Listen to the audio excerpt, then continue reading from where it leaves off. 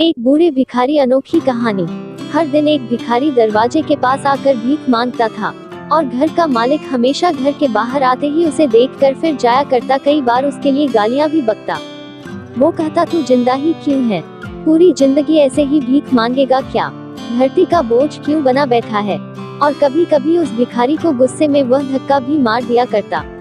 इतना कुछ हो जाने के बावजूद अधिकारी के मुंह से सिर्फ यही निकलता कि भगवान भगवान तुम्हारे पापों को माफ करे। एक बार सेठ को धंधे में बड़ा नुकसान होने की खबर मिली।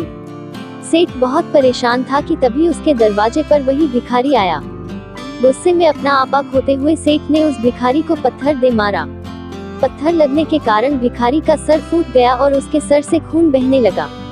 फिर भी दर्द से कराहते हुए भिखारी ने इतना ही कहा, भगवान तुम्हारे पापा को माफ करे। भिखारी वहां से चला गया। सेठ सोच में पड़ गए। भिखारी को पत्थर मारा, फिर भी उसने सिर्फ प्रार्थना की। सेठ का गुस्सा शांत हुआ, शेर का मन शांत हुआ। भिखारी का रहस्य जानने के लिए सेठ ने भिखारी का पीछा करना शुरू कर दिया। भिखारी जहाँ जहाँ जाता सेठ उसके पीछे जाता। सेठ ने देखा कि कोई उसको खाना देता, कोई उसको मारता, कोई अपमानित करता तो कोई गाली देता। लोग भिखारी के साथ चाहे जैसा व्यवहार करते, लेकिन भिखारी सबके लिए एक ही प्रार्थना करता, भगवान तुम्हारे पाप माफ करें। अब रात होने को आई थी। भिखारी अपने घर जाने के लिए लौटा। वो अपने घर पहुंच गया, लेकिन सेठ अब भी उसका पीछा कर ही रहा था। एक पुरानी टूटी हुई खटिया पर एक बूढ़ी औरत लेटी हुई थी। काफी कमजोर और बीमार लग रही थी। वह भिखारी की पत्नी थी।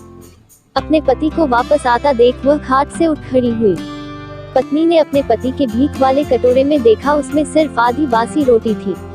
उसे देखकर वह बोली, आज बस इतना ही मिला, और हाँ, आपके सिर से खून निकल रहा है, ये चोट कैसे लगी? बूढ़ा भिखारी बोला, आज बस इतना ही मिला, किसी ने कुछ दिया ही नहीं। सब ने गालियां दी और एक नए पत्थर भी फेंकना, इसीलिए मेरा सर फट गया।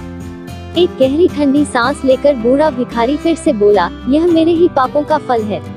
तुम्हें याद है कुछ सालों पहले हम कितने अमीर थे? क्या कुछ नहीं था हमारे पास? हमारे पास हर चीज जरूरत से ज्यादा थी, लेकिन हमने कभी दान नहीं किया।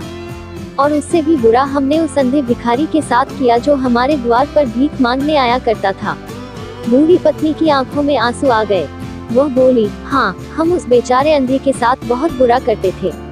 उसका अपमान करते थे, उसे खाने के लिए रोटी की जगह कागज दिया करते, उसका मजाक उड़ाया करते और कभी कभी मारा भी करते। मैंने कभी उसको रास्ता नहीं दिखाया। एक बार मैंने उसके मुंह पर मिट्टी भी फेंकी थी और वह हमेशा दुखी होकर यही कहता कि भगवान तुम्हें तुम्हारे किए की सजा देगा, भगवान तुम्हारे पापों की सजा जरूर देगा। उसका श्राप सच हुआ और हम इस दुख भरी जिंदगी में आ गए।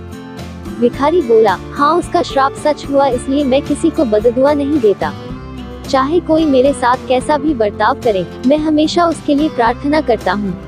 मैं नहीं चाहता कि कोई भी हमारे जैसे जिंदगी का अनुभव करे, किसी को भी हमारे जैसे दुखों का सामना करना पड़े।